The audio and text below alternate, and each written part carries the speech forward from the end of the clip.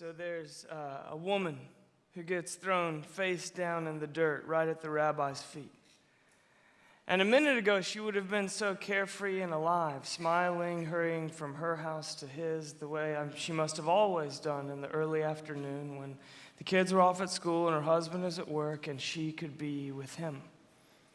Now, on her wedding day, of course, she never would have imagined becoming an adulteress, but here with him, that's the only place that she feels alive anymore, the way that she used to.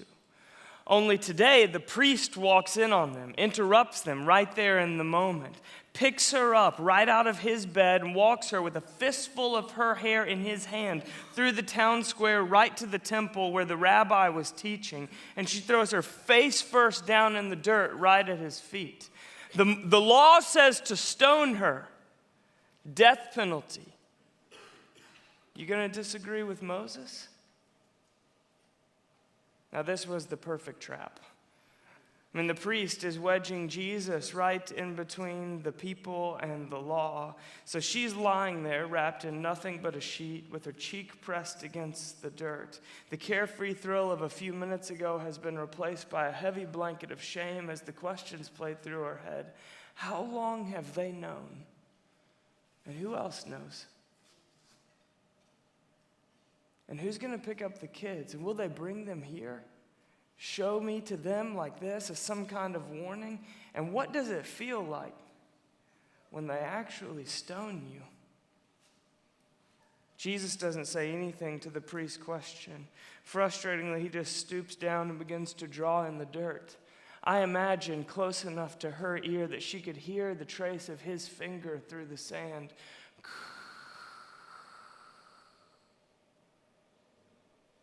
And then after the moment is hung long enough and heavy enough that the priest is about to say something else just to fill the silence, Jesus shoots up and says something along the lines of, all right, sure, stone her. But whichever one of you is without sin, make sure you're the one that throws the first rock. Plop, plop, plop. I've always imagined that she flinched when the first rock hit the ground, right? But it didn't take long for her to realize that they're not throwing their stones, they're dropping them. And then after every accuser had wandered away, she looks up into the eyes of love and love only, and he says to her, then neither do I condemn you. Go now and leave your life of sin. It's an incredible story. The most incredible part of it is that it's the story that she would have gone on telling forever, right? Her moment of greatest shame becomes the moment that she thought she wanted to hide away forever becomes the moment that she never stops bringing out into the open. Because her moment of great shame becomes the place where God's grace and mercy could seep deepest into her life. This is the kind of author God is. He does not edit. He repurposes and redeems. But what would have been impossible for her to know, still stunned by this sudden intrusion of love, is that the real fight of her life has just begun. Because what all of us know who have followed Jesus for any length of time is that the real fight is all the ordinary days after the transcendent, memorable, breakthrough kind of day. All of us have got a woman caught in adultery moment or two somewhere in our past that has profoundly reshaped us. But it's all the days after the breakthrough day, the fidelity, that we find mostly underwhelming and disenchanting. The exhilaration of our mountaintop experiences wears off after a while, and then we find ourselves reluctantly dragging our feet along this narrow path behind Jesus, mostly underwhelmed and mildly bored. You see, the real fight is all the ordinary days after the extraordinary day because of something that all of us know by experience but are typically too polite to come right out and admit. Fidelity is boring. Fidelity is rich and satisfying, and it meets the deep needs of the human soul in a way that our surface pleasures and cravings could never, ever touch. And fidelity is also boring most of the time. And so that leaves the average believer today typically with a few bad options for riding out the remainder of their Christian life on the other side of the breakthrough. Go through the motions passionless and half pretending, or obsess about recapturing the magic of that early passion, even if I have to manufacture it on some level, even if I know that I am manipulating myself. Or third, wander away disappointed, admitting that intimacy with God left me somewhere short of satisfied, so I guess I'll go looking elsewhere. Look, there are highs and lows in the spiritual life. There are mountaintops and there are valleys. There is spiritual euphoria and there is existential crisis. But the most common condition found in the pew at your local house of worship on any given Sunday morning is a general malaise of spiritual boredom. Ronald Rolheiser says this: the single greatest obstacle to sustaining a life of prayer is simple boredom and the sense that nothing meaningful is happening. But that does not mean we are regressing in prayer. It often means the opposite. So what if boredom is a good sign, not a bad one, if we're willing to engage it as an invitation? And what if boring fidelity is the hidden in plain sight invitation to discover the life of prayer that Jesus so lavishly and repeatedly promised us? The Bible is not so much a rule book or a set of directions as it is a love story. It is a courageous, enlivening love story that you and I are invited to believe. And we can see that love story if we zero in on just a single moment, like this woman caught in adultery. But we can see it just as clearly if we zoom all the way out to the meta-narrative that God has been authoring throughout human history. All the way back at the very beginning, on the Bible's opening page, after separating light from dark and land from sea and filling the earth, God parades all of the animals in front of Adam, and he tasks him with naming every last one of them. Now, what's the point of this? Why, right in the middle of creation, right in between creating man and woman, does God stop the whole show for an animal naming parade? Because God's letting Adam feel his own deep longing, the longing for a counterpart or for a bride in the language of the New Testament. You see, fidelity is the oldest and truest of all stories.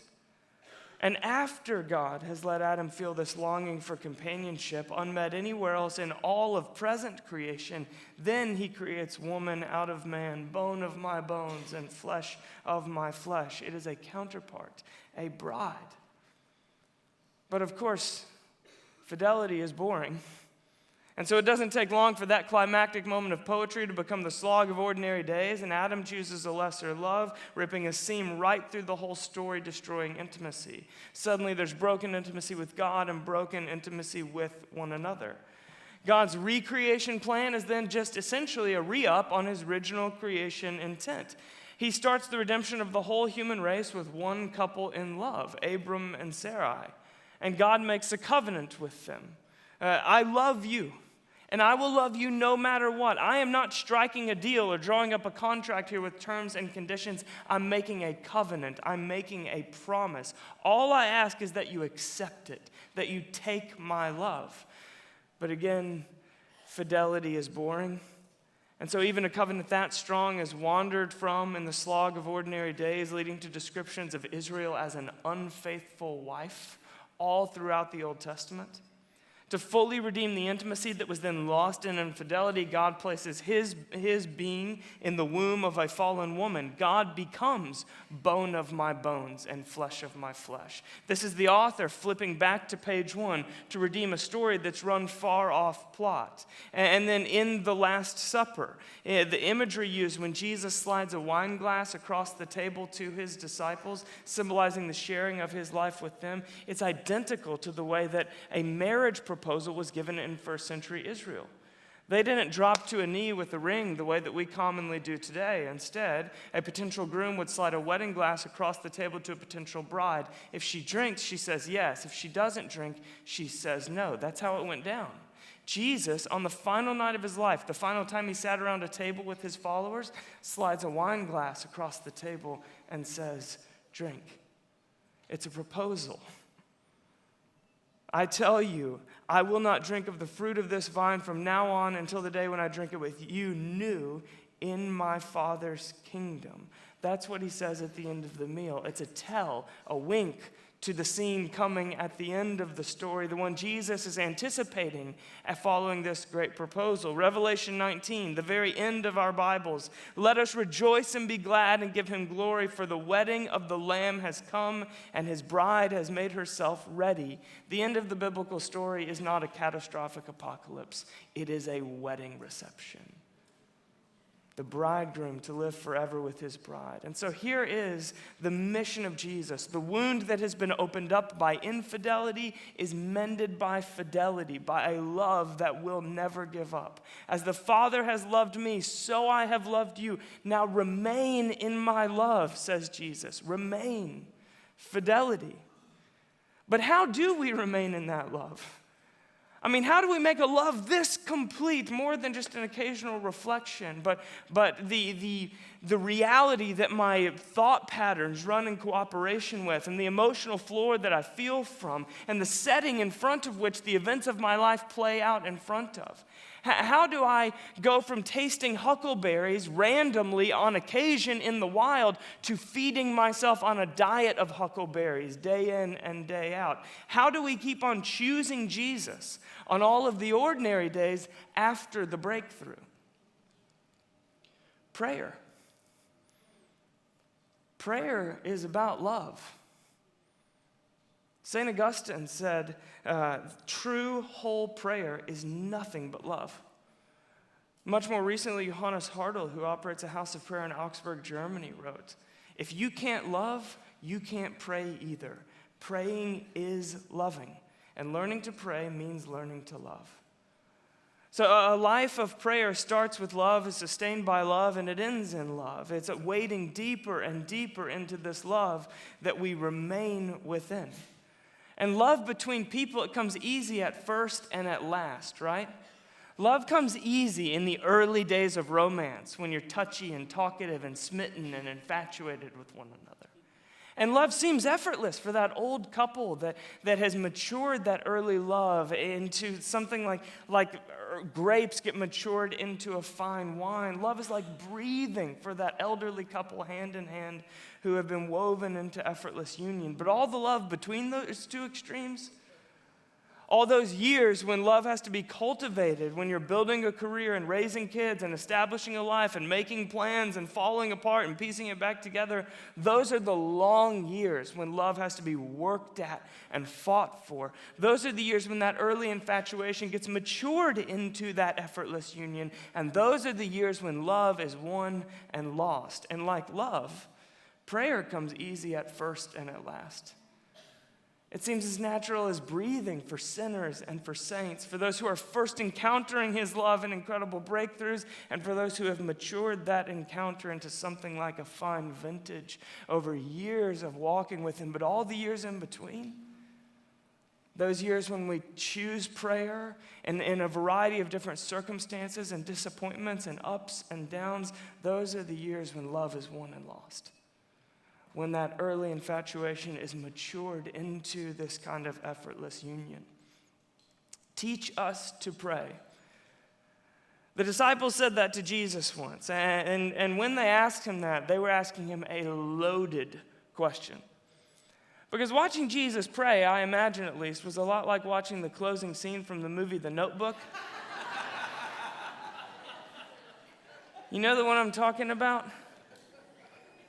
When after all those early days of young infatuation, there's the twists and turns of young, passionate love, and then Ryan Gosling and Rachel McAdams have plumped and wrinkled into any other elderly couple, just hobbling down the street hand in hand, and then they're in that hospital room, both nearing the end, and he slips over and lays in her hospital bed just one last time to fall asleep, one last time together. Now, everyone who's ever watched this film gets just a touch misty in the final scene. And that's because it appeals to some deep longing that exists within every human heart. It makes an appeal to us in a similar way that God did to Adam when he paraded all those animals in front of him. All of us want intimacy and companionship. We all long for union. But equally, there is a reason that the writer and director of The Notebook spent the entire film on the years of early infatuation and then skipped right to the effortless union in the end. And that's because the decades in between that are boring.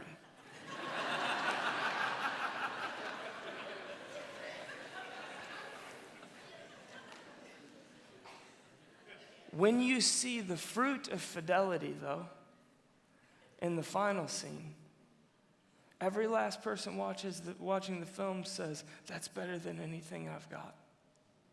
I want that." And the disciples watched Jesus pray, and they said something along the lines of, "That's better than anything I've got. Teach me the kind of prayer that leads to that." And Jesus responds with what we typically call the Lord's Prayer, or the Our Father. Our Father in heaven, hallowed be thy name. Thy kingdom come, thy will be done on earth. It's that one. You know it. But the Lord's Prayer, it was two things in one. First, it was scandalous in its intimacy. I mean, Jesus in this prayer is making the act of conversing with God so intimate that the priests get uncomfortable. But Jesus was doing a second thing that was obvious to them and lost on most of us, and that is that the Lord's Prayer is not entirely original to Jesus. By which I mean it's not something he's just rattling off spontaneously. I mean, it certainly seems like Jesus is adapting the opening lines of the Kaddish, which is one of three important prayers that was recited daily in the Jewish temple, where Jesus and his disciples went daily to pray those very prayers. Here's that prayer. "Magnified and hallowed be thy great name in this world which he created according to his will, and may he establish his kingdom during your life." I mean, look, I'm not trying to accuse you of anything here, Jesus. I'm just saying that's plagiarism at uni, right? Fascinating. The disciples asked Jesus to teach them to pray, and he says, pray more intimately than you think you're allowed, because this whole thing is about love. And pray according to a disciplined rhythm of fidelity, because fidelity is where the real treasures are. It's where love is cultivated and matured into union. When officiating a wedding, Dietrich Bonhoeffer offered a famous piece of advice to the young couple in love. As they stood at the altar, he said to them, "Today you are young and very much in love, and you think that your love can sustain your marriage. It can't. Let your marriage sustain your love." See, prayer is about love, and that means it can't be sustained on fluttery feelings and good intentions and breakthrough moments alone. It needs a container, something like the fidelity of a marriage. I'm talking about a set of practices and commitments within which that love can grow and mature and flourish. And that is the furthest thing from a new idea. Woven throughout various traditions and eras from modern church history all the way back through Hebrew history, a set rhythm of prayer has always grounded the relationship of God's people to God. Let your marriage sustain your love. In other words, plant the fire that is in your hearts today in a container, in a set of commitments and practices within which that fire can be cultivated over the course of the decades that lie ahead of you. Prayer is about relationship, and that means that commitment and fidelity is the only container within which it can fully flourish. The way to pray like Jesus taught us includes the unavoidable invitation to something like a daily prayer rhythm. And historically speaking, this is the drum that God's people have always been beating. Pause to pray 3 times a day, morning, midday, and evening. That's Psalm 55. As for me, I call to God, and the Lord saves me. Evening, morning, and noon, I cry out in distress, and he hears my voice. This is the central plot point of the entire book of Daniel. Daniel refuses to renounce prayer to Yahweh in a Babylonian culture. He will not stop kneeling 3 times a day to pray in front of his Jerusalem-facing window. He lives by a daily prayer rhythm, and he will order his life by a different set of loves, even in a foreign empire. That is the offense that gets him thrown to the lions. In the New Testament, Jesus himself observed a daily prayer rhythm. Every gospel contains descriptions of Jesus withdrawing for set times of prayer. Now, it's important to note that not every description of Jesus in prayer in the four gospels is according to the daily rhythm that existed within the temple. It wasn't temple custom to withdraw to the mountain for a moonlit prayer hike, for instance. However, it's equally important to note that many of the descriptions we see in the four gospels are according to the temple rhythm. Jesus prayed rhythmically and spontaneously. He prayed alone and with others. He prayed in breakthrough moments, crying out in both distress and passion. And Jesus also prayed in ordinary moments, coming to God, planting his love for the Father in a container within which it could flourish. Turn to the book of Acts, and you'll discover that the earliest Christians continued ordering their entire communities around the daily prayer rhythm that was taught by Jesus to his 12 disciples. Here's Acts chapter 3. One day, Peter and John were going up to the temple at the time of prayer at 3 in the afternoon. Acts 10, about noon the following day, as they were on their journey approaching the city, Peter went up to the roof to pray. Acts chapter 4, on their release, meaning their release from trial, Peter and John went back to their own people and reported all the chief priests and elders had said to them. When they heard this, they raised their voices together in prayer to God. Have you ever wondered how the early church keeps gathering everyone together day of in response to some need in a big city in a world before cell phones or email? Because they were already gathering to pray 3 times a day according to a fixed daily rhythm. Beyond the book of Acts and into early church history, this trend just continues. The earliest non-biblical document we have that reports on church life is called the Didache, which, among other things, details the morning, midday, and evening prayers that were observed by all Christians within the global early church for the first 3 centuries. Scott McKnight writes extensively on this in his book, Praying with the Church, if you want to do a deep dive into the history. For our purposes today, what I'm trying to show you is this. A 3-part daily prayer rhythm was the anchor to church life.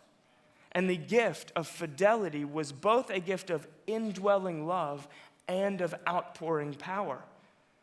Read the book of Acts and just highlight every reference to as they were going to the place of prayer, and watch the Spirit's power come alongside and partner with this kind of fidelity.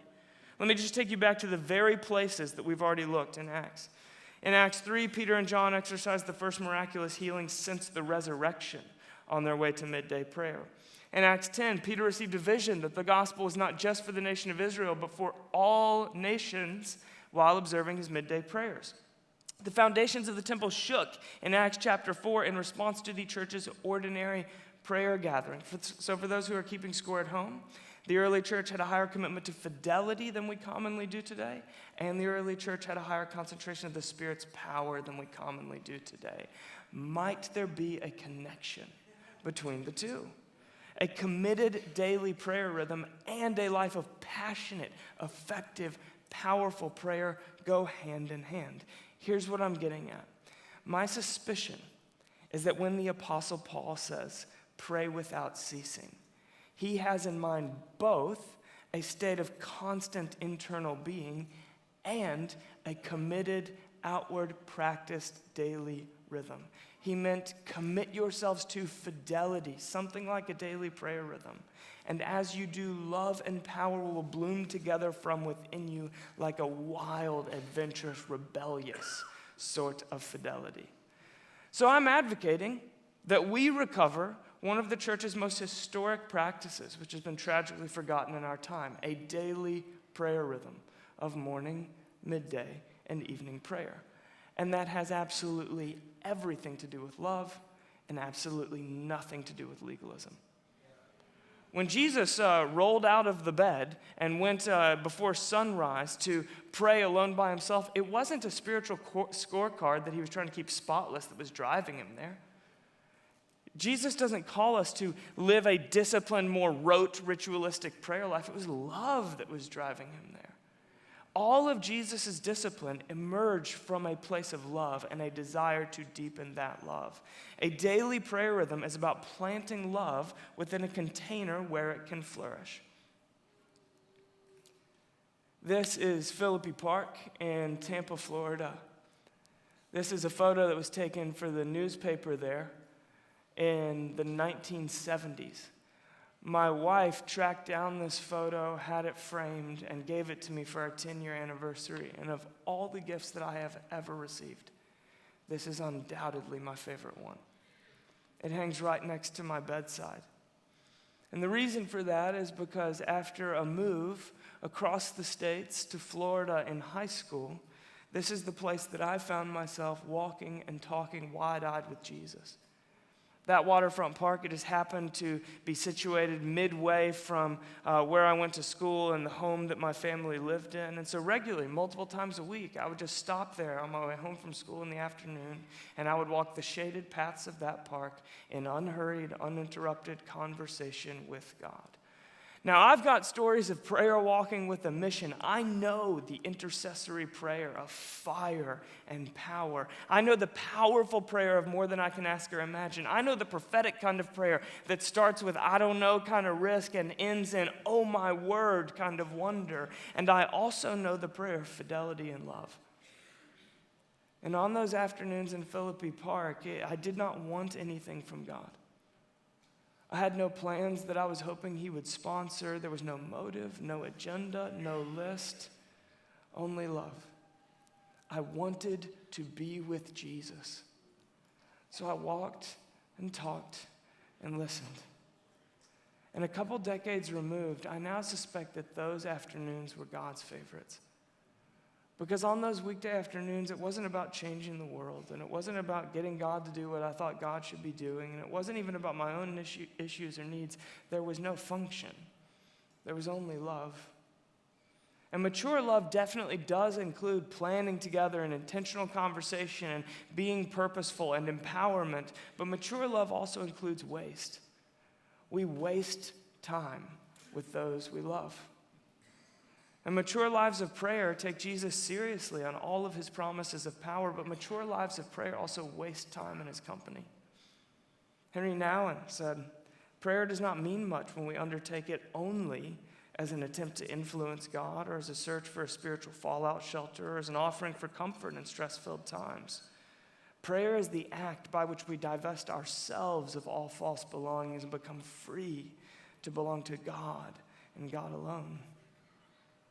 So before prayer is about outcomes or heavenly armies and righteous uprisings, prayer is about love. It's the way that we freely choose the God who freely chose us first, and the way that we express ourselves to the God who, in spite of everything, still chooses us now. And it's the way that we receive from the God who has endless stamina to keep offering himself to a bunch of ever-wandering people like you and me. Jesus lived by a daily prayer rhythm. In a world without iPhones or email, a world even before clocks. Now, what that means is that everything for Jesus and his disciples and for the members of the early church happened a certain distance from prayer and a certain distance before prayer.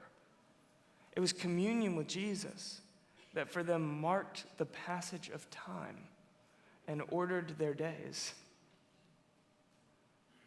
What is the anchor of your ordinary days right now? It might be your workday demands or your email inbox. Could be the next meal or the passing of the weekdays to the weekend. Maybe the days you're marking off till that upcoming vacation that you're anticipating or the buzz of notifications on your iPhone. Something sets the daily rhythm of your life. Something for you orders the events of your day and marks the passage of time. And something is at the center and your life is then orbiting around it. Knowing and naming what that is important because whatever lives at the center for you is shaping you into its image. There is no such thing as neutral in this world. There is only intentional spiritual formation and unintentional spiritual formation. But make no mistake about it, you are being formed right now. You see, the truth is you and the people under your spiritual care already have a daily prayer rhythm, written or unwritten, chosen by you or chosen for you, conscious or unconscious, based on the kind of person you want to grow into or based on the overpromising, underdelivering pleasure that you want to feel. everyone's life is set on an affection, a fidelity that forms them into its image. And so what if, at the very center of your everyday, you place communion with the God who personifies love? What if the opening thoughts of your day were spent dreaming with God, dreams as big as kingdom come and as simple as daily bread? And what if you slipped away at midday for a few minutes or a few seconds because every other force is vying for your attention, but only Jesus has your heart? And what if you spent your commute home or the final moments before you fell asleep at night recounting all the magnificent and minuscule ways that God broke into your life that day? What if your day belonged to the God who loves you without needing to control you, and the God who is coming after you in a self-giving kind of love? The God who will keep on choosing you regardless of if you ever choose him back today or not. What if fidelity to Jesus is everything, and the way that you choose it is as simple as prayer? So look, I don't have a barking call to a more rote ritualistic prayer life for you. What I do have is a quiet rebellion and a choice to live by a different order of loves, a choice to freely put Jesus at the center. The early Christian church, anchored by this kind of prayer, was a phenomenon. A band of oppressed peasants had grown and grown until Emperor Constantine, the most powerful man on the planet, named Christianity the official religion of the developing world. And it seemed like an astounding victory, but of course it turned out to be a subtle death blow. He set out with the gladiatorial Greek gods, enough with pretending Roman Caesars, to divine this Jesus who we crucified is Lord. What a victory. But what a death blow it turned out to be in the end. Because there's this obvious pattern in church history that the people of God always thrive the most in the harshest conditions. But every time the people of God get comfortable and buddy up with power, the power within the church is diluted by the empire. So the life of the church that couldn't be stopped was watered down, and all the appetites of the surrounding world crept into the lives of believers until they sang different songs, told a different story, and had different Sunday routines, but their lives were no different. The church lost her saltiness, and that's when she lost a taste for prayer. The rhythmic, prayerful life of fidelity and power disappears off the pages of early church history in the late 3rd century, and it goes cloistered away into monasteries, off on the fringes of society, but it is nowhere to be found in ordinary church life. The whole movement of Jesus at this point began free-falling just as quickly as it had ascended. Some historians began predicting the death of Christianity altogether in their lifetimes. Why? Because the church was no longer getting into the empire. The empire was getting into the church. Friends, that is our story. But of course, the church didn't hit rock bottom in the 5th century. And life was breathed back into her. When everyone wanted to leave her for dead, the community was revived, the potency of the way of Jesus was preserved, and here we are. So what on earth happened to turn the tide? I mean, how did this early community recover her prophetic identity? Well, there was this movement of people, mostly unknown to each other, who returned to a life of wild, radical fidelity to Jesus. Today we call them the desert mothers and fathers, and they were nothing more than ordinary people who wanted to continue living the way that was common to Jesus and to the apostles and to those first communities, anchoring their whole lives according to love with God through prayer. And the result wasn't immediate. It was actually quite slow, but the result was life so compelling that people began to move from the cities into the desert just to get close to this love that satisfies. You see, in a time of chaos and compromise, when the church was losing the world and losing themselves, a few ordinary radicals protected the potency that she had at first, and then renewal flowed back into the church from the desert. The spiritual crisis overtaking the West is the most serious since the fall of the Roman Empire in the 5th century. The light of Christianity is flickering out all over the Western Hemisphere. There are people alive today who may live to see the death of Christianity. That was the Pope less than 10 years ago. So what's the antidote to a church that's no longer getting into the empire, but an empire that's getting into the church? Just a few ordinary radicals who say, let's order our life by a different order of loves. Let's bank everything on fidelity to Jesus through prayer and find out if God still is who he says he is and who he's always revealed himself to be. If he really does satisfy the soul's desires like nothing else can, if he still writes the best stories and guides the wildest adventures, if his power really is made perfect in weakness, and if fidelity actually is where the real treasures are. See, the church was renewed in the 5th century not because of a novel method or a new innovation or socio-political strategy or a wildly gifted preacher, but because a few ordinary radicals had the audacity to live an ancient way in a new time. Today's church is in desperate need of renewal, and we don't have what it takes, which is the perfect starting place. Because the church can be renewed, but it won't be because of a new method or an innovative strategy or a socio-political idea or a wildly gifted preacher. It will only be if a few ordinary radicals have the audacity to live an ancient way in a new time and place. So how do we live this? And how do we keep on living it after the inspiration wears off, on all the ordinary days after the breakthrough? A daily prayer rhythm. The early church, as best we can tell, prayed some version of this rhythm. In the morning, pray the Lord's Prayer. At midday, pray the Shema. And in the evening, pray the Psalms. Now, again, that's as best we can tell. The history is not an exact science here, but we've got a whole lot of evidence to show us that it's some version of that rhythm. So we, at 24/7, have designed a modern rhythm based on the ancient one. It goes like this. In the morning, pray the Lord's Prayer. At midday, pray for the lost. And in the evening, pray gratitude. That's not a new way of prayer. That's just a way of taking the ancient way and updating it for people that didn't grow up memorizing all the Psalms and having the Shema on their doorpost. And it's an attempt to thematically capture the early church rhythm in a new place and culture. So in the morning, pray the Lord's Prayer. Start your day with God. And that is not actually about discipline or personality type. It's about love. I am yet to find a man or woman throughout church history that made a significant dent for the kingdom of God who did not spend the opening moments of their day in communion with Jesus. And when I say pray the Lord's Prayer, I don't mean recite it word for word. I mean pray it thematically. I mean allow the movements of the Lord's Prayer to become the movements of your own prayer, to become a springboard that you add your own words to. And then at midday, pray for the lost. I'd love if you would just indulge me for a moment and just picture yourself in the middle of your ordinary workday.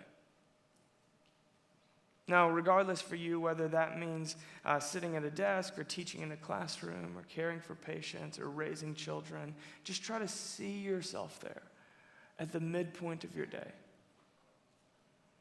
And now you escape the flow and the demands and the agenda for just a minute or two, and that could be for a moment of contemplative silence at your desk or for just a little prayer walk right around the office building right outside, or maybe you go like John and Charles Wesley's mother and just pull a sheet over your head so no one bothers you for just a second.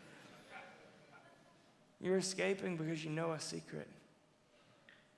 You know the secret that this kingdom that everyone else is so feverishly building, willing their bodies through caffeine into another hour of productive focus, working away at the spreadsheet or whatever it is, it's not the kingdom that's going to stand.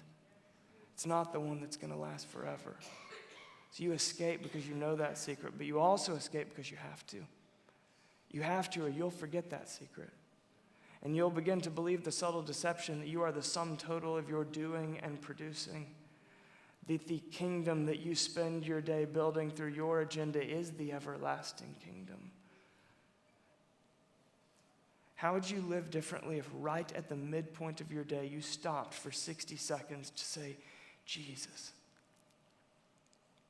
Jesus, you're the good shepherd who leaves the 99 to go after the one. And so, Jesus, would you leave the 99 right now to go after Colette and James and Jamal and Sanvi? Jesus. And Jesus, would you not just hear my prayer, but would you allow me to become my prayer? Would you send me out in answer to this own prayer with a heart broken with your compassion? Jesus.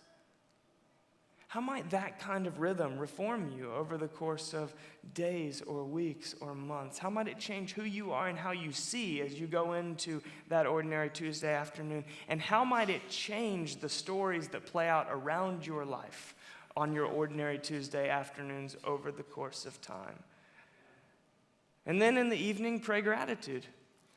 Because we tend to litter our dinner tables with the leftovers of the day. Right? We carry the events of the day home with us, not because we want to, we just do. So what if instead of spending your commute home stewing over that one unpleasant interaction, or wishing you had gotten those couple last things marked off your to-do list, or planning how you're going to fit that thing in tomorrow, you simply gripped a train or a bus pole, or you gripped onto your steering wheel, and you recounted to God every little huckleberry that you can find in the past a few hours of that day. Morris West says that there's a certain point in the spiritual journey when our prayer vocabulary gets summarized with only 3 phrases: thank you, thank you, thank you. What if you began to litter your home and your dinner table with the fruit of the Spirit and not with the day's leftovers? So look, I'm not coming to you with any kind of new or innovative idea. I'm just inviting you to pray the way that Jesus prayed, and to pray the way that those who got closest to him kept on praying, and to pray the way the church prayed first, and then to pray the way the church is tragically forgotten. It's more like Isaac, after Abraham died, redigging the wells that the Philistines had filled. I'm not saying, hey, there's a new well we're trying to dig here. I'm just clearing some debris off an ancient one and saying, did you guys know about this well? There's living water here. Come and drink. Come and drink. So we want to do more than just empower you to live this. We want to equip you. So I'm really, really excited to announce that the incredible team at 24/7 International, Carla and Pete Ward, and their whole team have worked really hard to put together a phenomenal resource. And that as of today, 24/7 Prayer is relaunching a brand new version of the Inner Room app, which is fully equipped with a daily prayer rhythm. And that includes both written and audio guides through the 3 rhythms that I just named, so that you can read through and be guided into these rhythms of prayer, or you can just pop in some headphones and let someone guide you through it exactly as if you were using Lectio or one of the other resources from 24/7. You can set reminders and alerts through this app that would prompt you to pray these prayers at particular times in the day, so that you can name what morning, midday, and evening look like for you with your unique schedule and demands and lifestyle and everything like that. And there's even reach practices if you're really connecting with God through one of these rhythms and want to go deeper. I was given the honor of writing a lot of this content, and the amazing team behind Lectio 365 developed the resource. It is available right now wherever it is that you get your apps. As of this moment, it's only available in English, but that team is working real hard to get it available in the variety of languages that are represented in our movement as soon as humanly possible. Look, our vision is prayer. The app is just a tool. But my humble and honest suggestion would just be this: download it today, put it on your device, and start using it. Because whenever you're exploring a new land, it's always good to go with a guide first. And then a day may come when you know this ground like the back of your hand, and then feel free to choose your own adventure. But whenever we're beginning something new, it's always wise to go with a guide first. So I want to close with this. The Moravian revival started in the 1700s with this German guy named Zinzendorf, who turned the family property into a refugee relief site with 34 homes. He named it Herrenhut, meaning the Lord's watch, and together they recaptured the radical life of the early church. They committed to an ordered daily prayer rhythm. Just 5 years into that rhythm of rebellious fidelity, that refugee village had accidentally launched the greatest missions movement in world history, and the prayer meeting they started went on for 100 years. They were not fanatics. They were radicals, which comes from the Latin radix, meaning root, meaning that they were wild in their fruitfulness because they were deeply rooted and deeply committed. Meaning their power flowed from a place of fidelity. You know that story. That is, in so many ways, the inspiration behind our shared story as 24/7 Prayer. So you likely just like I have asked many times before, what was their secret? Right, so many people, they want to bottle up the magic of the Moravian revival and bring it to life in their time and place. So what was their secret? Well, in the words of Zinzendorf himself, he said, here's the recipe. I have one passion. It is He. Only He. In other words, this is about love for me. This isn't about a Savior with a dream and a 5-part plan. This is about a Savior who defends people when they're defenseless and covered in shame, stands them up on their feet and looks them in the eye and says, then neither do I condemn you. And when that's your story, all that matters is remaining in that love that came and found you at first. So this isn't a fast track to revival or a hocus pocus solution to try to drum up something powerful. It is a pathway to love expressed through prayer, to keep on living deeper into the breakthrough on all the ordinary days after the breakthrough. Rebellious fidelity. That's where the real treasures are. Why don't we stand and respond together?